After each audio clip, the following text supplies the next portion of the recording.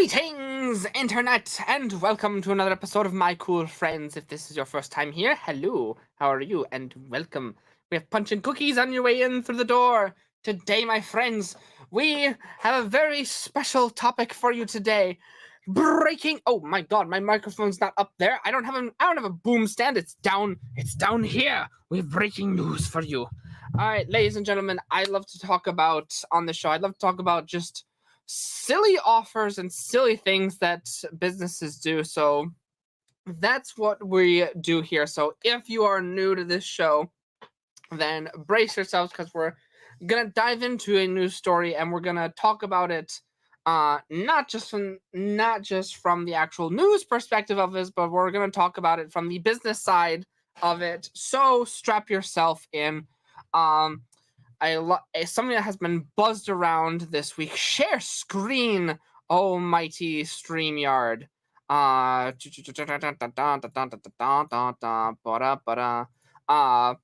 Basically the PlayStation 5, the thing you can't get your hands on, is getting a price increase.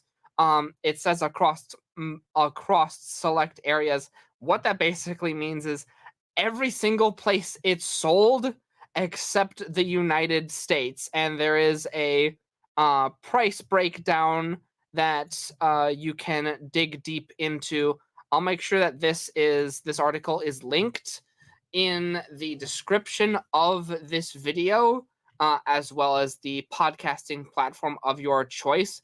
But basically, in the European areas, it is going up by 50 euros, and most notably in Japan, it is going up by 100 yen. And I'll tell you why those two are the most notable.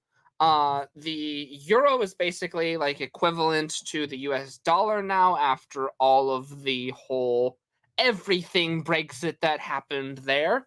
And the yen has just not been doing hot at all.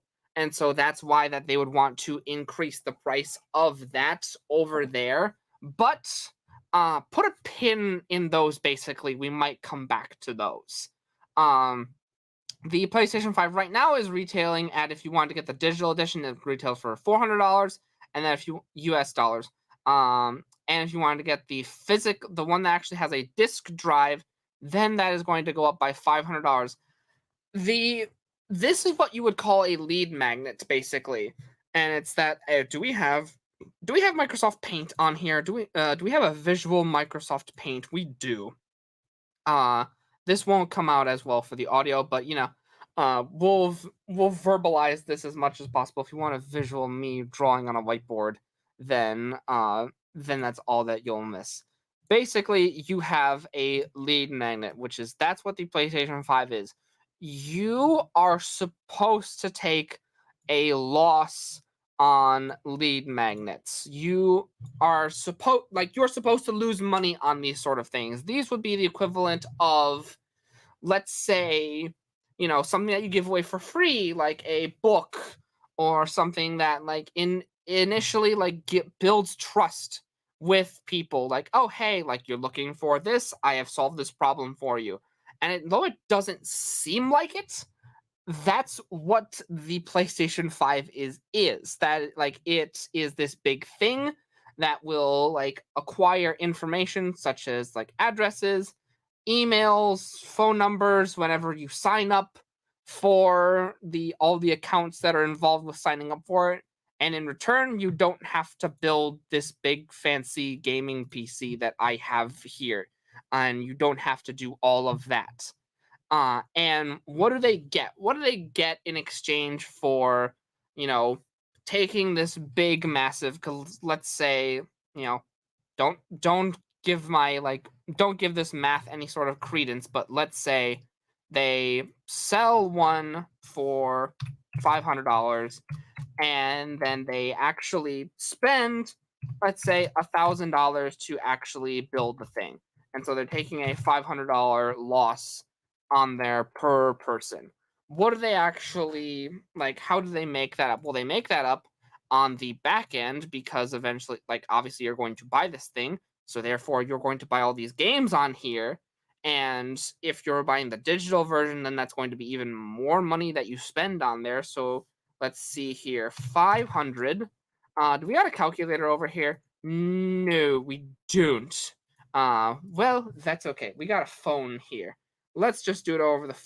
Let's just have it be over the phone. So, calculator, and again, this is rough math. 500 divided by 60 equal. That means that if you are buying $60 games, which, again, rough math, that means that you are going to need to buy 9 games in order to make up this gap. And we can roughly say that you're probably going to own more than 9 games, or the average person, because again, this is going to be an average, will own more than that. So that means that they are going to cover this loss. So why are they doing this then? Because they can.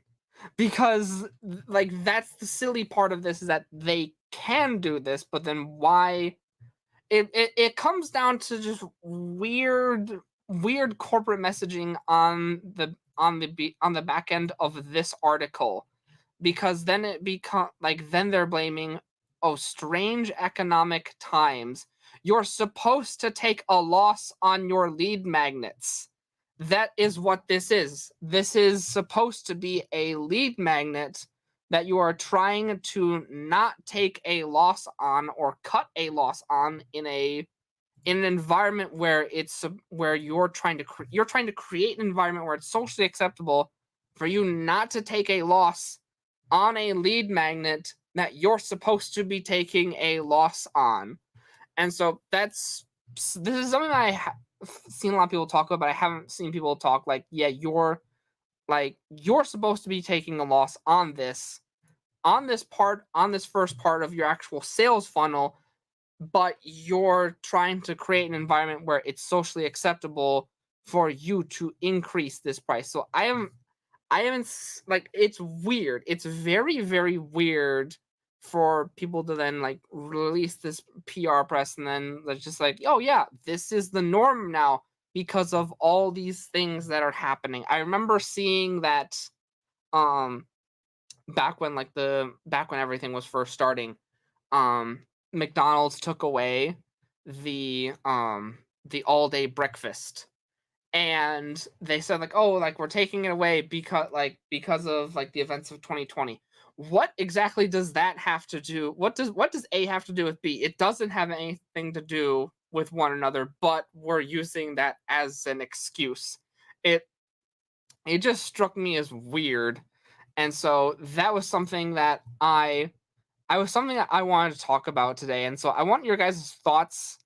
I want your guys' thoughts both from the consumer aspect as well as the structural business aspect, because I know that I try as an individual to this is supposed to be the best way and possible way that you can grow is to deliver more than you're giving. But I'm mumbling with my words now. The fastest way that you can possibly grow is you're always going to over deliver in value. Whatever that number is, even if it's $10, you need to deliver $100 in value in order to make it an irresistible offer. And that is a message that I feel has been people are slowly starting to walk away from. They don't want to people don't want to over deliver. People don't want to give their best foot forward, almost and I'm starting to sound like an old man. But that's something I'm starting to I feel I want to bring that back. What happened to that mentality where we over deliver for the people that we want to see the best change in? But that's but maybe it's oh hey, no, these are maybe my crude math is maybe my crude math is a problem. That maybe there's somewhere in there. I want to hear your guys' thoughts down in the comment section below. What you guys think about this. Do you think oh no, this is not a lead magnet, this is something else? Until then, ladies and gentlemen, we will be back next week with another very special episode. Until then, ladies and gentlemen, this has been a special episode of My Cool Friends. And until then, ladies and gentlemen, you can find us on podcasting platforms, and be sure to stay safe and stay healthy.